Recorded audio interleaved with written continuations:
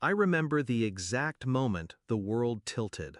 I was in my kitchen, pouring coffee, half smiling as I told my aunt over the phone how excited I was for my brother's wedding tomorrow. There was silence on the line. Then her words, flat, almost confused. It was last week. I stood there, cup trembling in my hand, the steam curling into my face like smoke from a fire I hadn't noticed until the house was already gone. They hadn't forgotten me. They hadn't overlooked me. They had excluded me. My own brother. And her, my supposed best friend. The woman I'd introduced to him, trusted with every secret. The betrayal didn't scream. It whispered. Cold, quiet, deliberate. It wasn't always this way. I used to think family was unshakable. My brother and I, different in every way, but bound by blood. He was reckless, charming, addicted to being admired.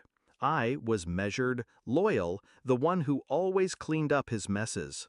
And she, Emma, was supposed to be mine, not in love, but in trust.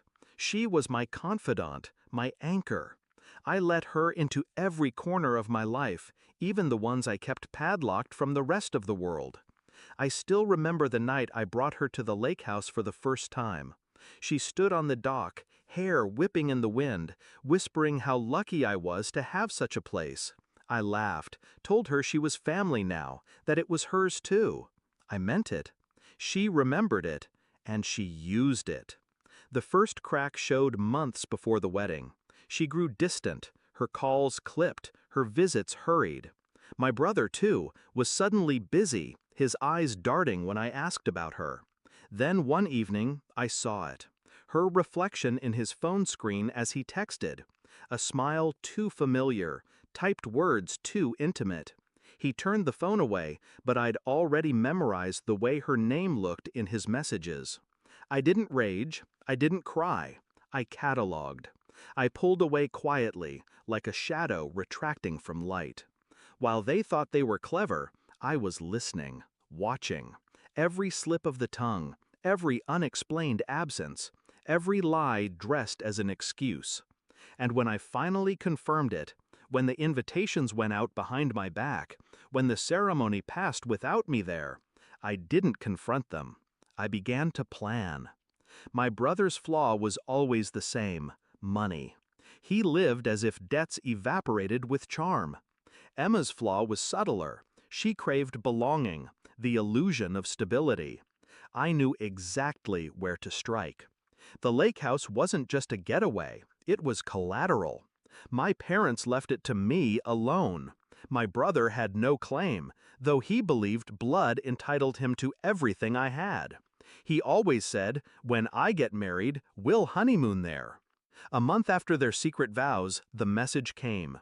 They wanted the lake house for the summer, just a small escape. I typed my reply slowly, savoring each word. No. The silence that followed was louder than any scream. But denial wasn't enough. Revenge had to be layered, patient. Step 1, I tightened the locks on the house, changed codes, updated security. Not just physically, but legally.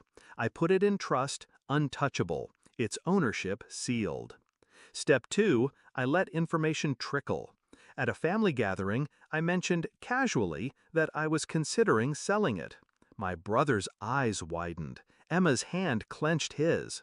They didn't argue aloud, but I saw the panic bloom. Step 3, I waited. Debt has a way of pulling people apart. I knew the weight of it would drive cracks into their picture-perfect smiles. I watched them from a distance, her posts growing strained, his temper bleeding through at dinners. And then, the final stroke. I sent the wedding photos to Emma's old roommate, who also happened to be her ex. A petty move? No, a calculated detonation. That ex had always whispered about unfinished business, about betrayal of another kind. I simply lit the fuse. The climax came not with a bang, but with a knock. One evening, they appeared at my door, faces drawn, desperation leaking through their rehearsed calm. We just wanted to talk, Emma said. My brother's jaw twitched.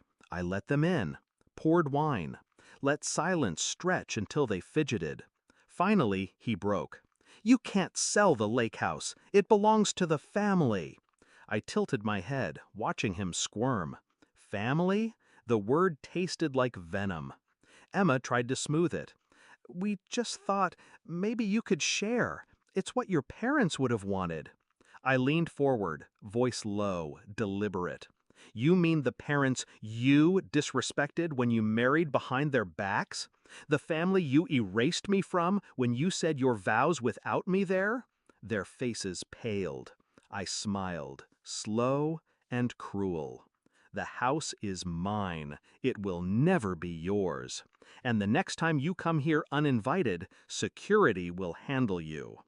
I didn't raise my voice. I didn't need to. The calm was the knife. They left hollow, exposed, their unity already fraying. Now I sit on the dock alone, the water dark and endless.